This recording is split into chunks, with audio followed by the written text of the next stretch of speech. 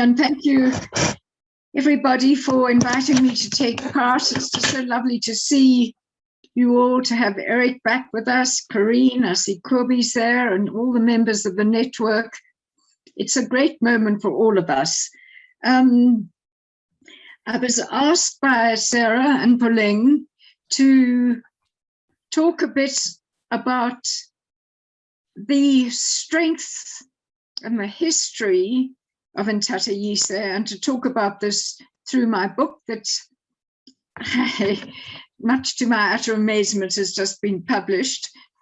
And what I thought I would do is read some of the very early passages which show my involvement, and then to talk to people who've been involved from the beginning. I think one of the important things about Ntataise that Sarah keeps saying to me, its strength, it's grounded in recent history. And I think that's something Eric said as well. And I think part of the comfort of the Ntataise Network is knowing that we are built on a very strong foundation to take forward. So let me just start. 1976, I won't be very long because we've got a lot of people, but it's easier for me. I've said it all here.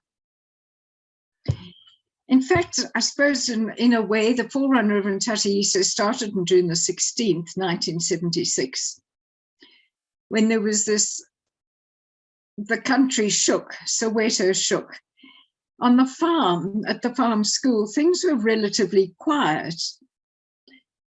People only had their radios to listen to. They only had the radios to bring the shockwaves down to the isolated areas of the Free State.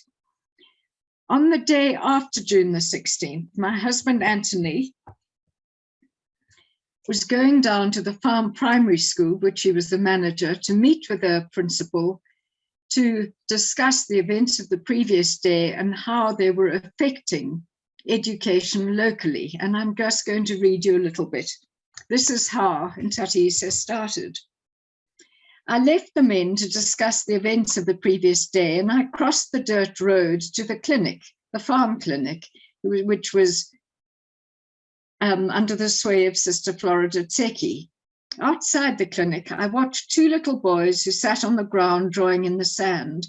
One boy, Majolipa was his name, his legs streaked with dry mud, one bent under the other, his feet bare, stared at me with deep brown eyes. He wore a faded t-shirt and shorts. He clutched a rough stick in his small fingers and continued to draw pictures in the sand. That solemn little boy worked with such concentration. He seemed so unconcerned, so trusting, and so innocent. I wanted to freeze that moment and preserve the innocence and childhood trust and hope that life would be good to him. The other little boy stood up and ran screaming to his mother when he saw me. The only white person these children see is the doctor, Sister Tseki said brusquely, opening the clinic door. He thinks you're going to give him an injection. I'm just going to go to the... I sat around chatting to Sister and some of the women outside the clinic for a while. Then I went back to meet Anthony and Mr. Sello at the primary school. Why aren't those children in nursery school? I asked Mr. Sello when I finally walked back into his office. There must be something more for them to do than draw in the sand. Which children? He asked. Those little children playing outside. Nursery school? There isn't a nursery school for them, he said.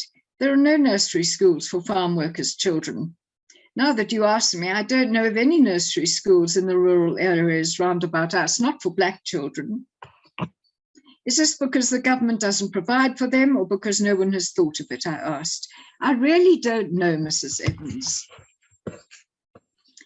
Anthony and I drove back to the house. Remember, this was 1976. We still didn't have TV. We had no cell phones. We were just getting computers. I wonder if anyone wants to mute their pictures. It might be better too.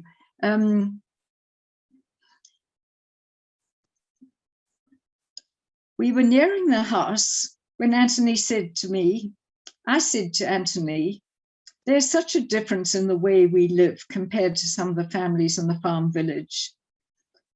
Those families are so poor, they need so much extra support and input.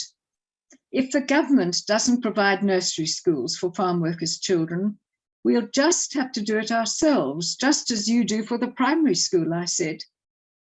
What do you know about nursery schools? Anthony asked. Not very much, I replied. But I know people who do know something.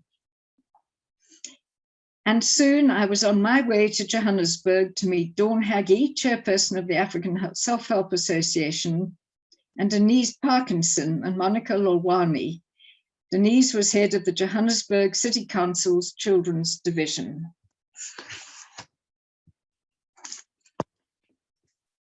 They filled me in on exactly what they did, the courses they ran, and how they could help. And Anthony suggested to me that before I went ahead and did anything else, I should ask the children's mothers on the farms if they would actually be interested in a nursery school. There was a marvelous woman called Rebecca Sotwani. Rebecca worked in the lands, but she had been deputed to set up the meeting with the farm wives and to help me translate during the meeting. A few days later, I stood in a bare patch of ground outside the clinic. This was my first engagement with women on the farm. I didn't know what made me think they would give up their time to meet me. Mrs. Evans, you're the boss's wife. They'll come. They want to know what you look like, said Rebecca Sotwani. I'd only been on the farm for 3 or 4 months. At last, above the faraway hum of tractors, I heard voices. Women came in 2s and 3s, chatting and laughing amongst themselves.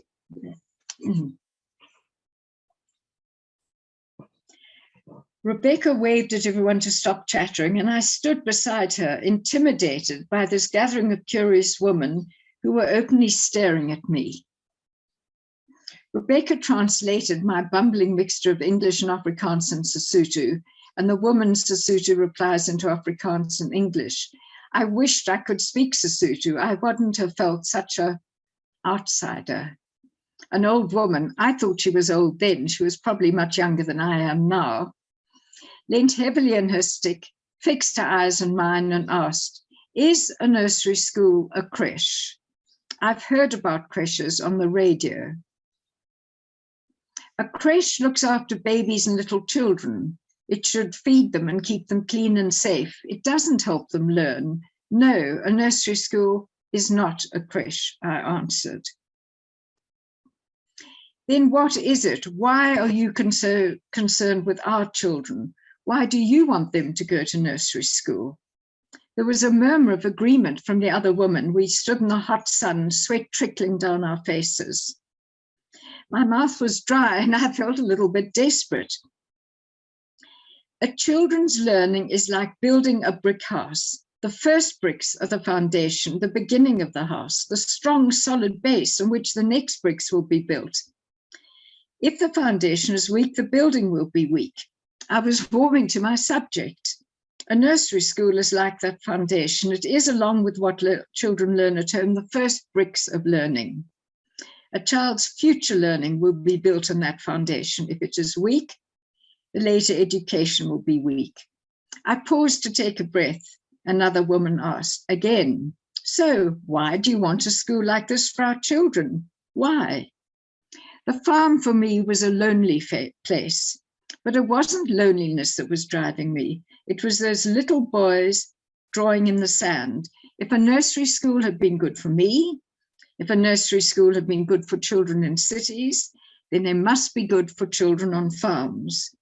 At that time, I didn't really understand how vitally important early learning was, especially for children from disadvantaged backgrounds. But that didn't stop me. A nursery school will give your children a better start to the education. Someone asked me if the children would get something to eat at the nursery school. Of course they will, I answered. Someone else asked, would they have to pay? I said if they did, it would be a very minimal amount. And then someone asked, who will teach the children? It was the heart of the matter, the crux of the challenge.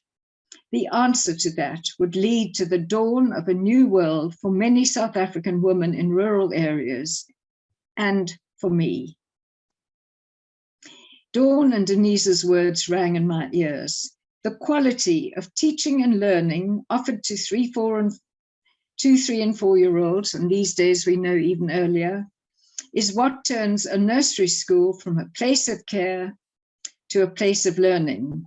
The children are not the challenge. Finding teachers and getting parents to understand about early learning were your greatest challenge. There weren't any qualified Sotho-speaking nursery school teachers, certainly not in Viljoenskroon, nor I imagined in the rest of the Free State.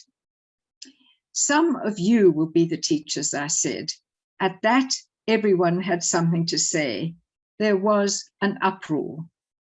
They say they don't know anything about teaching and there can't be a nursery school because there won't be proper teachers, said Rebecca Sotwani.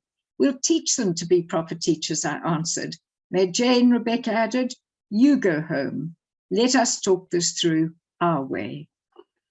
I'm not going to read anymore, but suffice it to say that we started a nursery school on Hunters Play Farm with Rebecca Sotwani helping, with Bonnie Unseleng coming in, not as our first teacher, but after we had finished 1 year, she came in as a young woman to learn to be a teacher. We had incredible help in those days from the African Self-Help Association. And as the number of nursery schools grew in the district, there were 3 or 4 of them at this stage, we were asked to help with the development, we being me, of a nursery school in Ramalotsi. I very grandly said I would help them get money. And the person I went to see, my husband said to me, Anton, he said, well, what on earth do you know about raising money? I said, well, I didn't really know very much, but I was going to give it a go. And I went off to see a man called Simon Bishavel, who was at the Wits Business School. I think he was the director. And he also represented something called the Bernard van Leer Foundation. A friend of my mother had introduced me to him. He listened to my story and my request for funding for Ramalotsi, and he said, Jane, it's a very worthwhile exercise, but it is not innovative. Why don't you put in a proposal for the development of a pilot project to teach women on farms to develop farm nursery schools? And that's what we did. And I think that it is interesting to invite women who I have worked with. Some have gone, some have come back to Ntataise, but we have a panel of women who worked with us in the early days and who can tell you their experiences of starting what would become and what it became Ntataise.